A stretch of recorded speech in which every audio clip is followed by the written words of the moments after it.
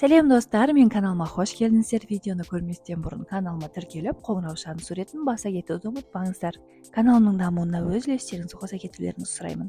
Тіс импланттарын орнату. Имплант орнатқаннан кейінгі келетін зардаптар. Тіс имплантын не үшін орнату керек?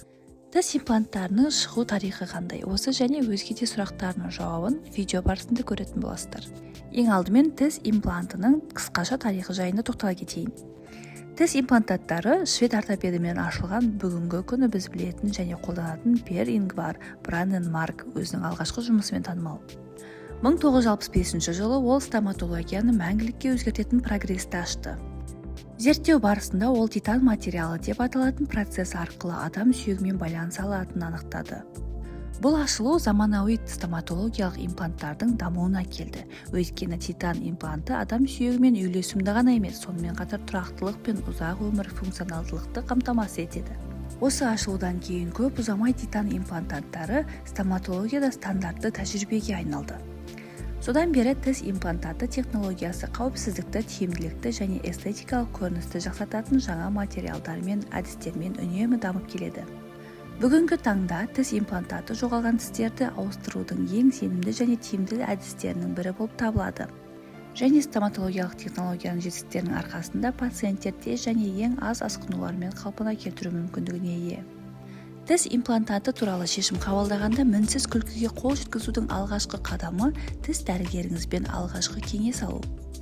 Бұл кездесу кезінде тіс дәрігері ауыз қуысының денсаулығын мұқият тексереді, рентгенге түсіреді және қызыл иектің, сүйектердің және тістердің жағдайын бағалайды. Бұл тексеру өте маңызды, себебі ол тіс дәрігеріне имплантация үшін жеткілікті сау сүйектің бар жоғын анықтауға, сондай-ақ импланттың қай түрі сізге қолайлы екенін анықтауға мүмкіндік береді. Имплант деген не? Бұл сүйек тініне жалғанып, тіс тамырын жасанды түрде алмастыратын металл құрылымдары. Имплантация жасау үшін арнайы металдар қолданылады. Оларды адам денесі бөгде зат ретінде қабылдамайды, яғни үйренісіп кетуі оңай. Сонымен қатар титаннан, цирконийден, дисконийден жасалады. Имплантты не үшін салдыру керек? Тіс біздің ағзамыздың бөлшегі. Егер 32 тістің бірі түгел болмаса, функция бұзылады. Тіс салдырғанда не болады? Шайнау функциясы қалпына келеді. Ас қорыту жүйесінің мәселелері азаяды. Жанындағы сау тістер тұрақты болып қалады және босамайды. Сенімділігіңіз артады, тісіңіздің болмағанына ұялып жүрмейсіз. Тіс импланттары классикалық процессуге қарағанда бірнеше артықшылыққа ие. Металл түйреуіштер жаққа оңай енгізіледі. Басқа тістерді зақымдамайды. Имплант салмас бұрын бірқатар процедураларды орындау керек. Сүйек тінінің қалыңдығын анықтау үшін 3D суретке түсіру керек. Жалпы қан талдауын жасау, қанның ұюына, қандағы қантқа қан талдауын алдыру ұмытпау. Имплантациядан бұрын сіздің денеңіздің қазіргі уақытта қандай күйде екенін түсінуіміз керек. Егер қан жасушалар сіз тек суықтан айығып, қалпына келтіру процесі жүріп жатыр деп айтса, онда біз имплантацияны кейінге қалдырамыз. Бір имплантты орнату ең көп дегенде 15-20 минут алады. Имплант сүйектің өзіне орнатылады. Имплант салдыру ауырсыну туғызады деп ойлайтын болсаңыз, ол миф. Шын мәнінде кез келген хирургиялық араласу ауырсынумен бірге жүреді. Имплантацияны ең ауыр стоматологиялық процедура деп атауға болмайды, өйткені имплант сүйек тініне орнатылады. Шын мәнінде көрші дені сау тістер тартылған кезде немесе тіпті жүйкені алып тастау қажет болған кезде тіс мостигін салуға қарағанда аз ауырады. Сүйекте жүйке жоқ. Сүйек шор сүйекпен қоректенеді. Біз тек шырышты қабығының ауыруын алдын аламыз. Бүгінгі күні стоматология қазіргі заманғы анестетиктердің арқасында іс жүзінде ауыртпалықсыз жүргізілетінін айта кету керек. Бұл мифке сенетін ең қорқынышты науқастар үшін жалпы анестезия бар. Импланттан енгізілгеннен кейін және анестезияның бәрі басылғаннан кейін белгілі бір дәрежеде ауырсыну немесе ыңғайсыздық пайда болуы мүмкін. Бұл тіс жұлғаннан кейін пайда болатын ауырсынуға ұқсас. Бұл ауырсыну әдетте жеңіл және орташа, және тіс дәрігер ұсынған дәрі-дәрмектермен бақылауға болады. Имплантатты орнатқаннан кейінгі алғашқы күндері қызыл иектің аймағында ісіну мен көгеруді сезіну мүмкін, бірақ бұл мүлдем қалыпты және әдетте бірнеше күннен кейін өтеді. Тіс имплантаттарын орнатқаннан кейін қалпына келтіру шыдамдылықты қажет етеді. Өйткені осеоинтеграция процесі импланттың сүйекпен интеграциясы 3 айдан 6 айға дейін созылады. Осы уақыт ішінде тіс дәрігері емдеудің дұрыс өтуін қамтамасыз ету үшін сізді үнемі бақылап отырады. Имплант салдырғаннан кейінгі тіс күтімі жайлы айта кетейік.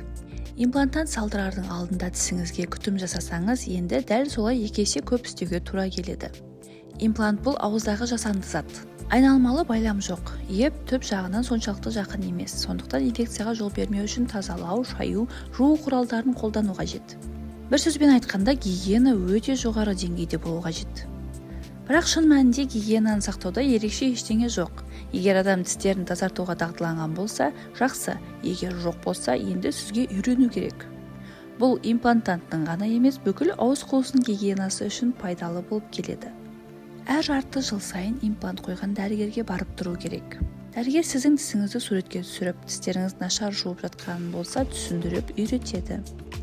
Қандай жағдайда имплант сіңісіп кетпейді?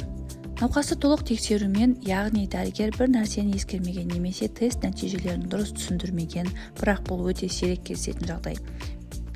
Талдау нәтижелерін түсіндіруде қате болмау үшін сіз өте көп тырысуыңыз керек. Керісінше, науқаста жасырын созылмалы ауру болса, ол сіңірілмеуді тудырады және оны анықтау үшін арнайы тесттер қажет. Бірақ бұл өте сирек кездесетін жағдай. Науқастың тістеріне оның ішінде имплантантқа қарауы. Егер адам олармен сыра бөтелкелерін ашса немесе жаңғақтарды тістесе, онда имплант табиғи түрде тұра алмайды. Стоматолог әлі күнге дейін, әсіресе егер бірден бірнеше имплант қойса, 100% қолданылу кепілдігін бере алмайтындығын мойындау керек. Қандай жағдайларда имплант қоюға болмайды? Көптеген адамдарда тістерді имплантациялау бәріне бірдей бола бермейді. Көптеген қарсы көрсетілімдер бар. Бірақ бәрі жалпы хирургияға қатысты. Бұл сүйек қан аурулары, остеопороздың күрделі түрлері, дәнекер тінің аурулары, психикалық аурулар, бірінші типтегі қант диабеті. Бірақ бұл қарсы көрсетілімдердің бәрі салыстырмалы, бірақ ұқсас ауруларда ремиссия кезеңінде болады, ал ремиссия кезінде имплант қоюға болады. Абсолютті қарсы көрсетілімдерге сүйек қалпына келмеген кезде сүйектің ішеміршек аурулар жатады. Аллергиялық реакцияларға келетін болсақ, бұл өте сирек кездесетін сәт. Имплант қаупі. Тест салу оңай іс емес, егер дұрыс салынбаса, ол ауыз қуысына зиян тигізеді.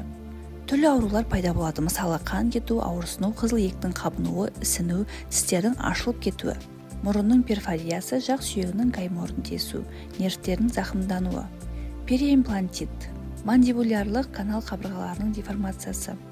Сол үшін олардың сапасына және маманның біліктілігіне мән беріңіз. Жоғары күтімді қажет етеді және тыйымдар мен күтімдерді ұстану керек. Имплант салғаннан кейінгі күтім. Тағайындалған дәрі-дәрмектерді пайдаланып, белгіленген диета, оннан жасалған қатты және жабысқақ тағамдардан бас тарту керек. Антисептик және антибиотик қолдану, алкоголь мен темекіден бас тарту. Процедурадан кейінгі 1-ші айда ыстық ванна қабылдамау, солярийге, саунаға бармау. Дәрігердің тұрақты тексеріне бару. Кімдерге имплант салуға болмайды? Имплант салатын адамның дені сау болу керек. Қандай аурумен ауыратындарға тыйым салынады? Қан аурулары, лейкемия, анемия, туберкулез, қант диабеті, остеопороз, ауыз қуысының аурулары. Эндокриндік жүйенің бұзылуы, бүйрек үсті бездерінің патологиялық өзгерістері бар адамдарға.